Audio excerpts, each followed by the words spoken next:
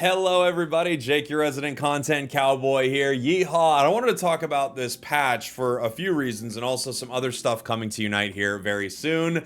All right, let's get into it. We have patch 1.18.2.5. There's too many numbers in this patch. We have patch notes, and I didn't expect a big patch right away because we have a lot of important UCS stuff happening this weekend, obviously. And well, excuse me, next weekend we have a lot of important UCS stuff. So this patch is going to drop next week, but it's mainly a bug fix patch, which I'll get into because I would actually argue that it's not really even a bug fix patch at all. It's actually a patch about what's going to happen in the future of the game, and we have really interesting stuff happening with the 500 point mode in the game. So let's talk about it. This drops on the 17th, so this will be in line with Raichu coming to the game, right?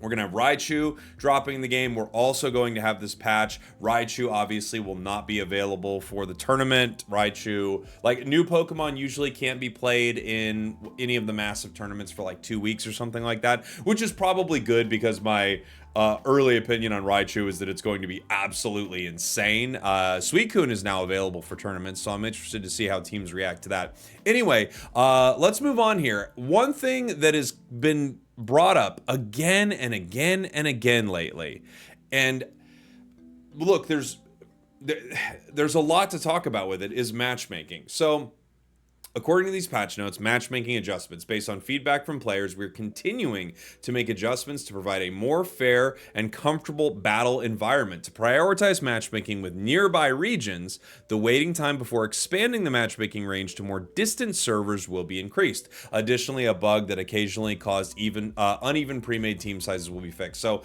it's funny, this is something I noticed recently was there would be times where for a while this was not happening, and then more recently there would be times where one team would have a trio and the other team would have like a duo and solos, or one team would have a trio duo and the other team would have duo solo.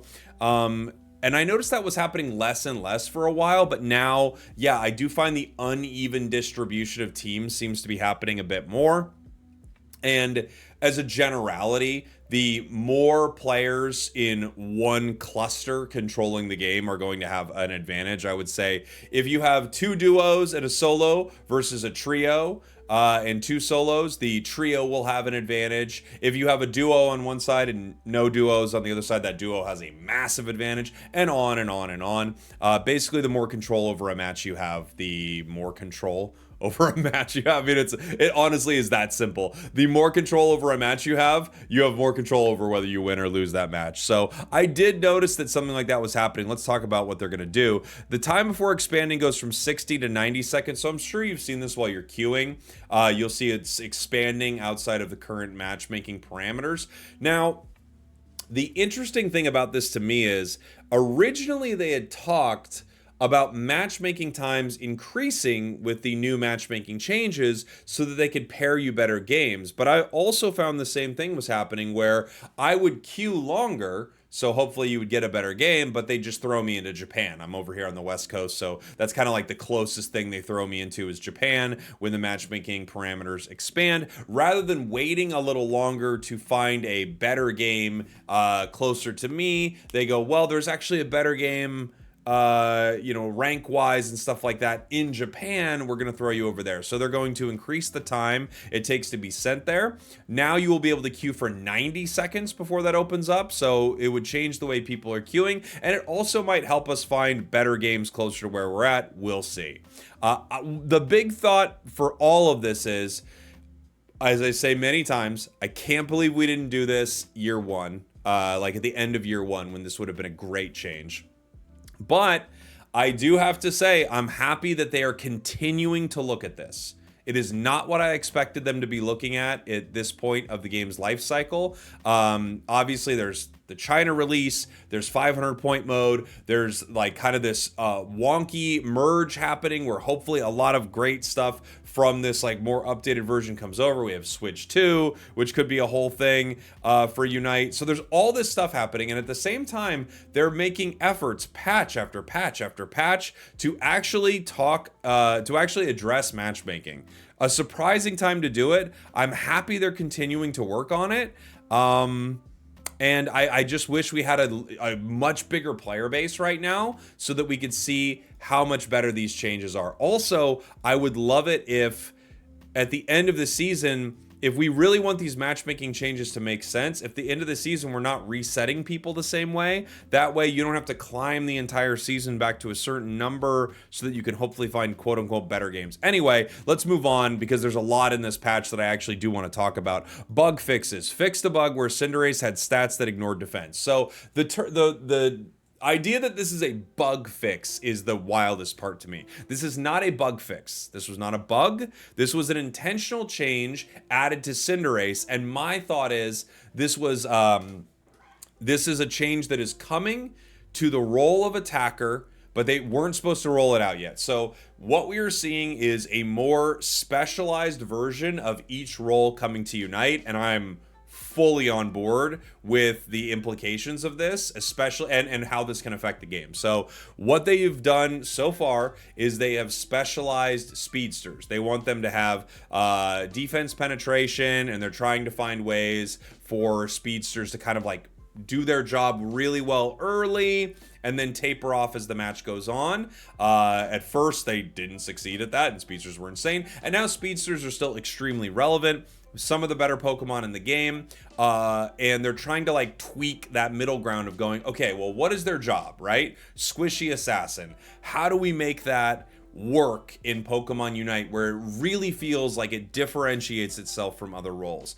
Now we're talking about attackers, and attackers, auto attackers, I guess I should say.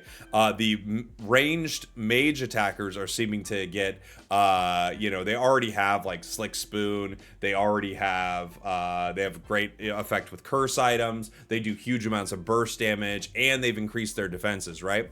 The auto attackers, on the other hand, they are clearly deciding that's not the direction they're going with the increased defenses necessarily, even though they could get them. What they are trying to make them do is shred tanks. Basically, the higher level you get with an auto attacker, the better shred they have against tanks, which means they are a great counter to defenders. And defenders obviously are ideally not squishy enough to go down to speedsters, who are a great counter to attackers. You know, they're setting up that sort of classic Pokemon weakness triangle with these roles, and then they would continue to specialize defenders, continue to specialize supporters. I'm actually really interested in the future of this, but clearly they were not supposed to implement the changes for attackers so early. I could imagine these changes coming to Decidueye, Cinderace, Greninja, Dragapult, Duraludon, maybe even Alolan Raichu, Mewtwo-Y. Something like that as it progresses, as we start to see sort of that version of attacker specialized. I think that's very cool. This is obviously something that's going to be happening in the future with that role. And now we have kind of the most interesting change, which is multiple changes to the first to 500 point mode. They're changing the battle's tempo, strategic depth, and fairness in the early stages of the game. Adjustment to XP, score limits, revised growth speed, strategic options, changes to respawn time, goal scoring durations are intended to improve the balance of risk and reward for scoring. Additionally, a wall will appear in the central area early in the match to prevent one-sided games and ensure a fairer start.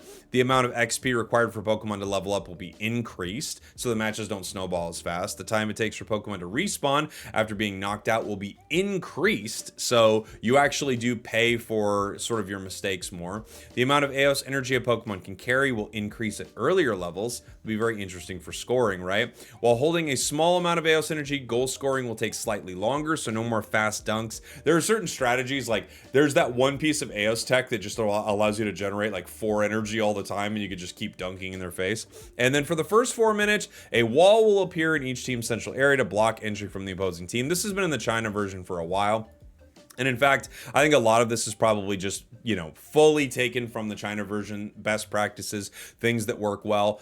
Really happy, especially like it doesn't matter obviously for UCS in the tournaments. Really happy to see that they are focusing on balance adjustments to 500 point mode and not just putting it out and going, well, there you go. We're done. I hope you like going to 500 point mode. Like, they're actually changing a ton of different aspects in that mode. I really like that mode. I don't know if it's definitely not ready to replace the ranked mode of the game, but I like that we're actually taking time to flesh out how this plays and make it better. I also am really interested to see where they go with continuing to specialize all the roles in the game. And before I leave you guys, I wanted to talk a little bit just about the Greninja pass or the new Greninja holowear that's coming, because I don't know if you guys have seen this, but I wanted to show it really quick. The Japanese Twitter posted it. Sorry, this is gonna be kind of loud. Mimikyu tries to get him with a shadow sneak, and you silly goose, it's a substitute. So they've got another kind of like insane piece of holowear coming. More and more things are coming over from the China version, and I hope they continue to do that. Of course, most importantly for me right now, it's probably the, oops, I went back to my account. It's probably the auto chess mode that I want to see the most come to the game. But yeah, I hope that they go ahead and bring over so much more stuff. Sorry guys, I keep ruining the audio here. I'm trying to not make it the loudest thing ever for you. But there you go. There's this really interesting patch that with things I expected and a few things that I really didn't expect, which was so much focus on 500 point mode. Let me know what you think about it all in the comments. Thanks for watching. Thanks for listening. Love you guys. See you next time.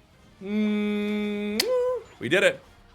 Oh yeah, the Greninja surf animation is very good. The recall is quite good. The basic shurikens, by the way, with the scoring animation is actually awesome. That's great. The basic shurikens are a little like, I don't know if everything needs to be purple, but it is pretty cool. It's pretty dang cool. All right. Bye, guys.